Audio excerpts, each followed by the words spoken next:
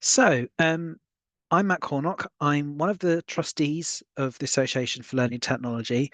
I'm also head of online learning at the University of Leeds. I've been involved in CMALT for the best part of, I think, 15 years in one form or another. Did my first portfolio back in 2010, I think, and hold a senior CMALT portfolio as well. I'm also a CMALT assessor.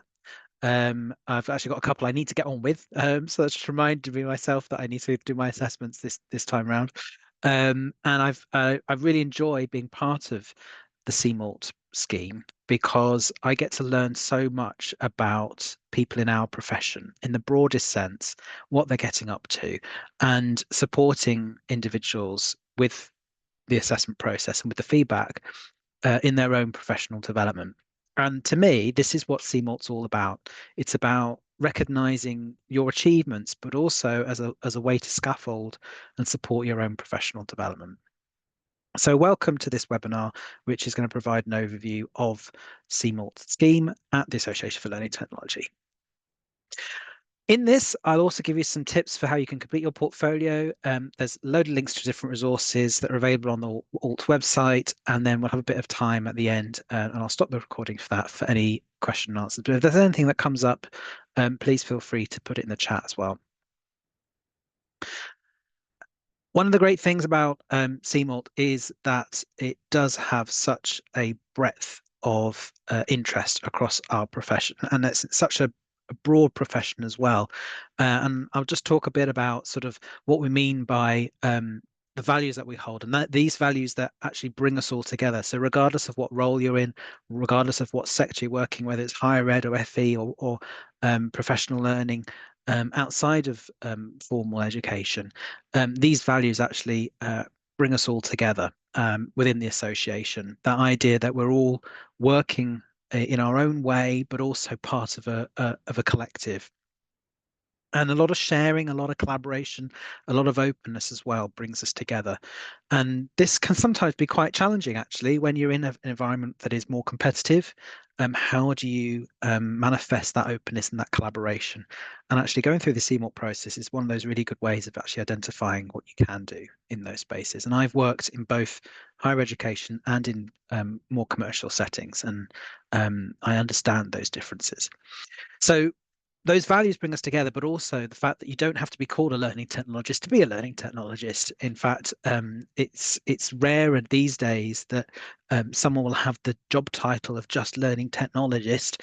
Normally, we've seen a shift towards sort of educational technologists, educational developers, learning designers, um, educational um, innovators, all sorts of words that describe this process of working with others and working with subject matter experts, academics, teachers, educators, being one yourself, and using technology in a way to really support learning, teaching, and assessment. So, as it says here, it's about if you are someone who is involved in understanding the use of educational technology or learning technology, managing it, researching it, or enabling others to use it, then this is the sort of scheme that is bespokely designed for you. There are lots of different accreditation schemes out there, but CMALT is the scheme for you if your main focus is about improving education through that effective use of learning technology. So the framework itself has three different pathways, and I'll go into those in a little bit more depth in a second. And we have both UK and international candidates in CMALT, which is great to see.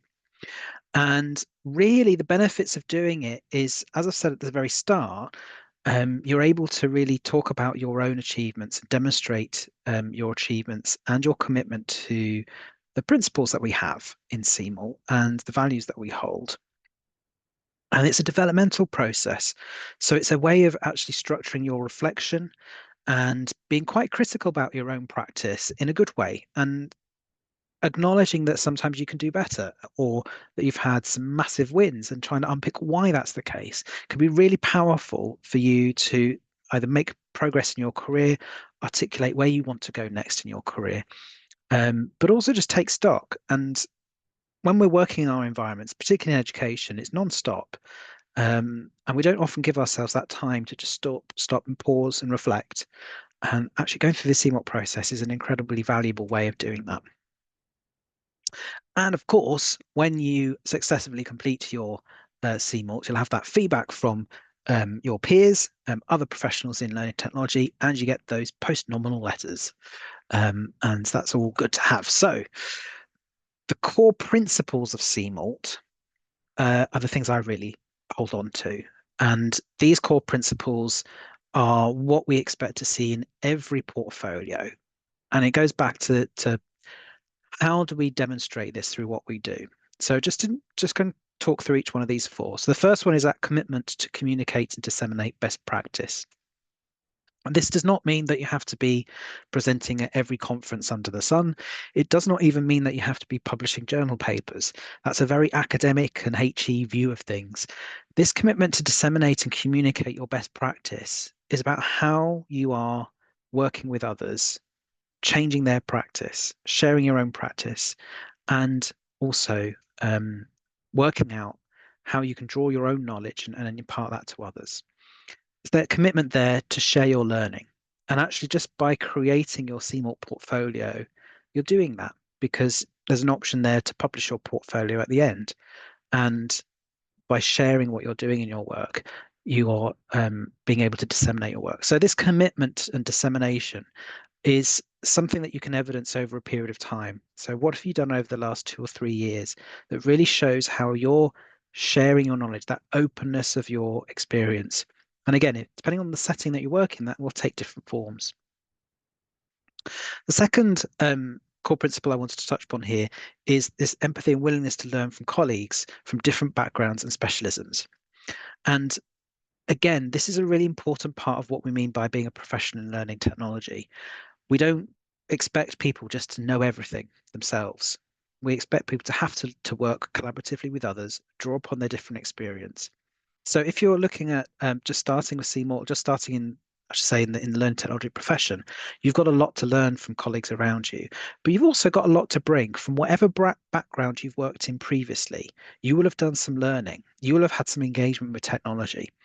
And so don't underestimate the value of your own experience wherever you're starting from, even if you're just new to learning technology. And if you're more senior in post, you've got a leadership experience and leadership role, you will know that you are bringing in different people from different parts of your organization to help you make those decisions, to help you make those judgments, and that understanding of their different positions to help you make your decisions. So that empathy and willingness will come through that of what for working with us will come through your portfolio as well. The third core principle is that commitment to explore and understand the interplay between learning and technology.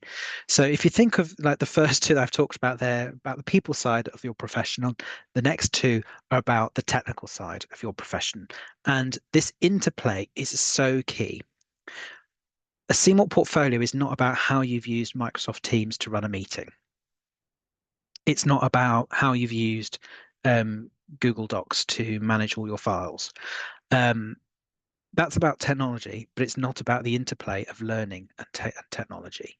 So what we really want to be seeing through these portfolios is where the educational practices, learning, teaching, and assessment, and technology have been used in meaningful ways.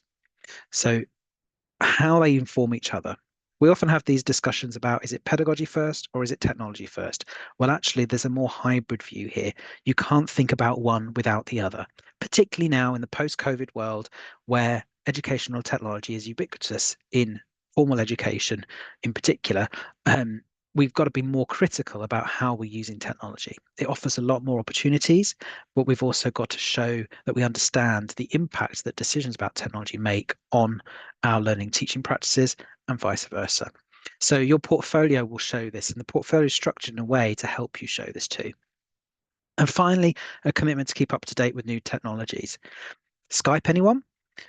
So don't mention, if you're looking at your portfolio and you're thinking about sort of all the work you've been doing over your career, try and look at how you've been keeping up to date, how you've been been responding to the changes in technologies, changes in the way that technology is being used, mobile devices, those different types of learning experiences as well come in. So that is another aspect there. So they think of those first two about people and profession, and the second two about that technology. Like I said, if there's any questions or anything you want me to cover, please do pop that in the chat as well, and I'll try and pick those up. So this is the framework that we have, and it's a framework that has multiple sections to help you scaffold your experience and sharing of your practice. And we'll go through a bit of an overview of these. But I think the key thing here is that depending on your different pathway, you do different sections. So if we don't go through that in more detail, I'll come back to this slide.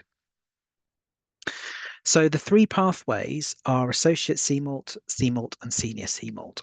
And they're not necessarily linear. So if you've got an associate CMALT, it doesn't mean that you're any better or any worse than someone with a CMALT or a senior CMALT. These pathways are designed to support individuals in whatever role they're in right now, at whatever stage of career they're in right now. You don't always have to be aspiring to a senior CMALT either. You can have a really solid, strong associate or CMALT portfolio based upon many years' experience in your role. And that is what we're recognizing and rewarding. Whatever level you go for is right for you at that point in time. So associate CMALT typically is for early career professionals where you don't have the full range of experience to be able to address all the areas of the portfolio. So we've made this as an entry point in to start you on that development process, that reflection of your practice. That will gear you up really nicely for the CMALT pathway, where you've got probably 3 or more years of experience and learning technology is within most of your role. Use of learning technology within most of your role. And that also applies to educators, academics, and teachers as well. We have both associate CMALT and CMALT candidates who are in a whole range of different roles. We've had librarians, we've had IT support, we've had teachers going for both of those, and successfully as well. It just depends on where you are and how much learning technology plays a part in your role.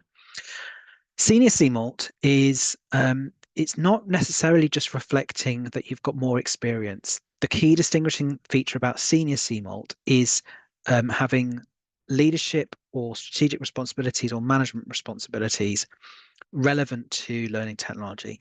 So leadership as well needs to be interpreted in quite a broad sense.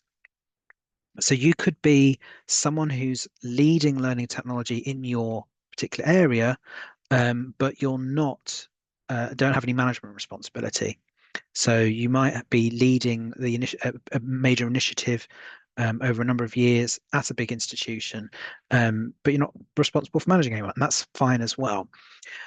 The key thing is that your influence is quite big in a senior CMALT. So as opposed to, say, just working with a small team or a department or a single program of study, senior CMALT, you're looking at leadership across a broader horizon. So whether that's across a whole institution or having impact through your research more widely, there are different ways that we can interpret leadership. But the key thing is it's got to be quite substantive enough to show that strategic level. So all portfolios start with a contextual statement because each of you will have a different way of articulating your role. Job titles have lots of assumptions behind them, and this contextual statement really allows you to share your career so far, what you're actually doing in your post right now, and it gives the assessor a good insight into where you are and what you are trying to get out of doing CMALT as well. So it's really important to make sure that that articulates all the nuance about your role that might help understand your portfolio better. And then for all 3 pathways, there are 4 core competencies. So the first is on operational issues. 1A I love 1A because it's a chance really to take a situation and work out what the right technology or the right implementation might be for that. So 1A is great to sort of do some sort of analysis of different types of technology for a particular educational context. I see some really great sort of comparisons. Sometimes individuals will just do a comparison for the purpose of CMALT because their role doesn't normally enable them to do that. Other times they will have been involved in some project or some change program where they, as a learning technologist, they've been invited to come up with recommendations. And so all the thinking behind those recommendations is 1A. So that understanding, trying to articulate that understanding, the justification, the choices you make over technology comes in 1A. 1B is then on your ability to use that technology. So you might be able to demonstrate that through creating of guidance or creating of particular artifacts using technology. If you're working in online learning, you might be building a particular course and you can use that as an evidence. When you're into leadership positions, this is actually one of the more tricky ones to evidence in terms of doing something because you're less hands-on in a leadership position, in a senior management position. So you're instead using your technical know-how to justify the decisions and the strategies that you put in your institution. So your knowledge and ability in the use of that knowledge is actually manifest through your justifications of the decisions and the questions you ask and how you influence change. For 2, which is on learning, teaching, and assessment, the first section there is on an understanding of teaching, learning, and assessment processes. And I always find this is the best area where you can show off your reading. So where you're keeping up to date with how technology and learning interplay. So what are the latest things that you've been looking at, how you've been trying those out, and really demonstrating your understanding of pedagogy. I'd be surprised if you didn't put in a couple of references in 2A, for example, because it just shows that you're engaging with that broader discussion and understanding of teaching, learning, and assessment. Section 3 is on the wider context, and this is about legislation and policy. And for each of the pathways, there are different requirements for this particular section. But essentially, this is about you understanding that you don't work in isolation from what's going on in the rest of the world. So you may have, or even just in your own institution. So there may be legislative areas such as copyright, accessibility, data protection, a whole host of different national legislations that can impact the use of learning technology. And policies tends to be more about local policy, so institutional educational policies, institutional virtual learning environment policies, how you both engage with them, inform those policies, and your work is informed by those policies. So you can look at that in different areas, and there's a bit more guidance on that in the full guidance. And the 4th area here is communication and working with others. This section here is not about describing that you've sent X amount of emails or you've run a load of meetings. It's a way for you to articulate how you go about communicating and working with others. So if I was going to come up to you and say, okay, tell me about your approach to working with this group and then your approach to working with that group over there, how have you changed your approach? What have you tried to achieve through working with others? It's that kind of description that goes in there about your particular approach to communicating and working with others. And then your evidence gets to show the outcomes of that. So that's that's a really interesting section as well to actually think about your people skills and the way you've engaged others, but also how you've disseminated your work. So there's a bit of an overlap between this one and one of the core principles too. So those 4 apply to all portfolios, and then the next set apply to the CMALT senior CMALT pathway. So if you're looking at associate CMALT, you don't have to worry about doing 1C, 2B, and 3B at this stage. So 1C is about the deployment of learning technologies. So this typically it requires a level of thought about how you're going to engage others, how you're going to deploy the technology from a more technical perspective, how you're bringing in expertise of others. And that's obviously pitched at a particular level of experience, which is why it's in the CMALT and senior CMALT portfolio. In 2B, we're looking at the understanding of your target learners, and those learners could be just staff that you work with. It doesn't have to be students on programs. It doesn't have to be learners on a course. Your learners is about your learners in your role as a learning technologist, as much it is about the learners that people you work with or educators you work with are supporting. So you just need to be really clear in your description about who your learners are when you talk about them in this section, because it gives you some opportunities there to think quite creatively about how you're able to apply an understanding of your learners, and then how you've adapted your approaches for those learners. That section is really good for putting in evaluation data. So how you've tried something out, evaluated it, and then shown how you've changed or reinforced your approach based on that evaluation. It makes a really good section 2B. And then for 3, this is asking you to actually put in another legislative area or policy area. So for senior CMALT, you have to do legislation and policy. For CMALT, you have to do 2 legislations or 1 legislation or 1 policy. And for associate CMALT, it's just a legislative area. And then also for senior CMALT and CMALT, you have specialist areas, which you could do 1 or more, 1 or 2 typically, of these specialist areas, which there's a lovely list in the guidance, and just an area where you can just do a bit more focus and say, okay, this is what I want to be known for at this point in time. I think my specialist areas have changed over my career. I did a lot of work on accessibility at one period of my life, and then I did a lot of work on lecture capture and lecture recording, and then I've now shifted more towards learning design. So my specialisms have changed over my career as well. So it's about what makes sense at this point in time for you. And this is just a specialist area where you can do a little bit more of a deep dive. It's different from the senior CMALT advanced practice area, where this level in the advanced practice area is something that you can demonstrate over a period of years, really. To do it well, you want to show how you've really developed your area of expertise to an advanced level over a period of time. So this is why it's in the senior CMALT section. Whereas a specialism could be something that's a little bit more transient, but something you can do a deep dive on. Okay, so just going to pause there. I'll also pause recording because there's a lot of things that I've gone through there, and it might just be worth just taking Zoom recording. So the CMALT structure we've been through now, and now we're looking at what actually goes into each one of those sections.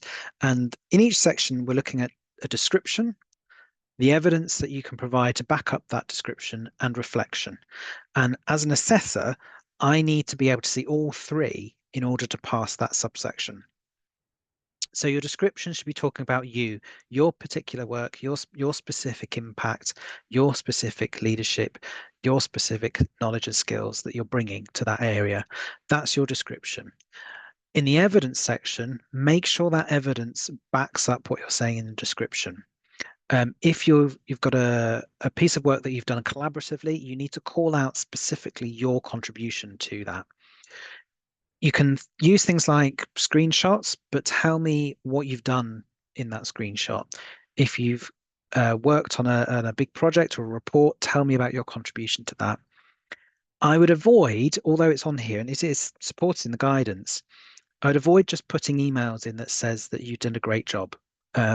You need to, if you're going to ask for emails from colleagues, get them to be very specific about what difference you made in that particular piece of work with them. So email's probably not the strongest form of evidence. Having concrete outputs is useful. Now, if you're working in an environment where you are not able to share your evidence because either you've left that post or you're in a commercial setting and it's confidential, then think about what you can share in terms of your thought process that lead up to that output. Can you share any of your rough planning notes? Can you share some decision logs that you've had about that project? If you can't share the final output, can you share something that's then redacted? It's got bits blocked out. For example, if there's a particular brand name that you're not allowed to disclose you're working with, but there's other parts that you could share. It's that kind of thinking that you'll need to think about for the evidence side. For reflection, This is the most challenging part because this is the bit that requires a lot of thought, and we've got some structured questions for reflection as well, which I think I've included in the deck. So I'll go through those in a minute. But reflection is one area that often people don't do well, and it means that we can't pass the portfolio. And this goes back to why the portfolio exists as a developmental exercise. This is not just about rubber stamping someone's practice. This is about showing that they've engaged critically in their own work. And that's why CMALT is such a high standard of portfolio to develop. Um, these two slides here are all in the guidance. It just tells you which sections in which pathway, but we've already gone through those.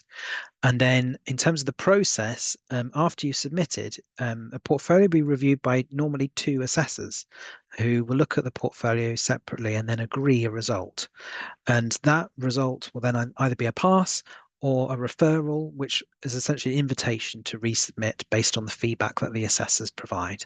And it's this peer assessment that's the most enjoyable thing for me, being an assessor to support someone else, but also work with another assessor on a portfolio. And it's also the greatest value of this scheme is that you do have that recognition from someone else in your own profession. So some tips. First of all, choose a structure that works for you. So if you like writing, then feel free to write. If you like creating videos, feel free to create videos. In however many years of assessing, um, I would, I think I've only seen one portfolio that's got video submission in it, but you can choose whatever structure format that works for you.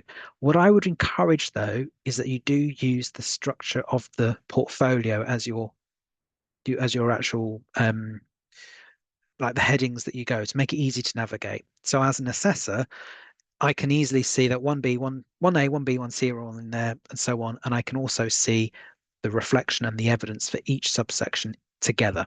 So try and avoid situations where you've got a load of evidence off to the side and you refer to it separately. If you can put the evidence, even if you duplicate that evidence elsewhere in the portfolio, in the place where it's referred to, that makes the assessment a lot easier. But you can use WordPress, you can use Google Sites, you can just simply use a Word document, whatever format works for you. Make sure it's accessible as well.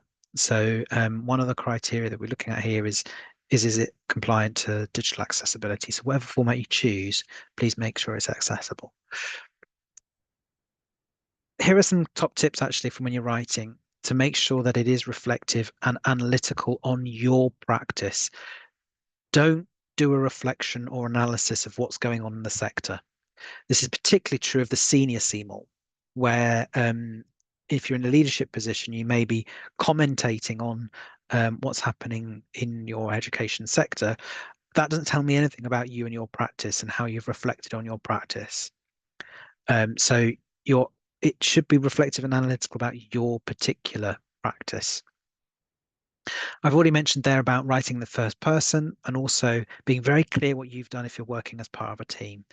One of the top tips I've got here for looking at your impact is what would have happened if I wasn't in the room? What would have happened if I wasn't in that discussion? Because then it shows you what contribution you've made. So if you can think about, well, if I wasn't there, they would have gone down this particular path, but they went down the path they ended up going because I was able to steer in a particular way or draw upon a bit of evidence or draw upon a bit of experience. So think about what would have happened if you weren't in the room, and that helps you gauge your impact. And finally, make sure that you do tick all those boxes of description, evidence, and reflection. So on reflection then, in the guidance, there are some really useful prompt questions. And again, this goes back to CMALT being a developmental process, thinking about what you've learned from what you're doing, what could have been better, what went well, what could you do differently another time, and what was the impact on students or whoever you're working with. And this goes also into some of the examples of evidence that are in the portfolio. So for example, in section 2, one of the bits of evidence you could put in there is a certificate of completion of a course. So if you put that certificate in there, I can say, great, you've done your course. My question though as an assessor is, what did you learn from it? So don't just describe that you went on a course, you've got a piece of paper and you found it very enjoyable. That's not going to tell me anything. Talk about what you learned from it and then how you learned and applied that learning. that shows a lot more depth of engagement in your professional practice. So just keep an eye out on making sure you're really reflecting on your practice and your on your development, not just on have I got a piece of paper or not from a course. So there's a bit of a nuance there, but I think it's really important to use these questions to support your reflection. And if you do want some inspiration, there are portfolios available online. And it's also important to note that portfolios do vary as well. I mean, if I look back at my portfolio as I submitted it a couple of years ago, 3 or 4 years ago now, the more I engage with CMALT, the more I can see I could have improved my portfolio. And I actually use excerpts of my portfolio in another webinar on writing your portfolio, sorry, assessing portfolios. And we rip my portfolio apart and we talk about how it could be much better written and more explained and better reflection. So there are always portfolios available out there, but they're not necessarily showing exactly how to meet the criteria. Portfolios are assessed typically as a holistic thing across each section. So even just one bit might be strengthened by another parts elsewhere. But it gives you an idea of the different roles that are out there, what people are putting their portfolio on practice.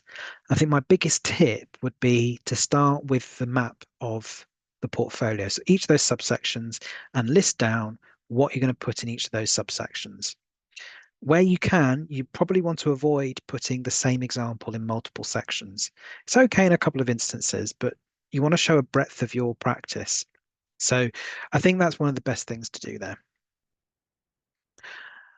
And that leads me on to an opportunity for you to reflect now. I won't do it now, but there's a slide deck there just to give you a chance to take stock of what progress you've made to date. And there's some answers to some frequently asked questions here as well, which I'll share in the slide deck too. And there's updated fees and whatnot there. So all the resources though are available on the website, including the formal guidance that's got all the criteria for every section as well. So I hope that's been useful. I'm going to stop recording there, and thank you very much for joining us.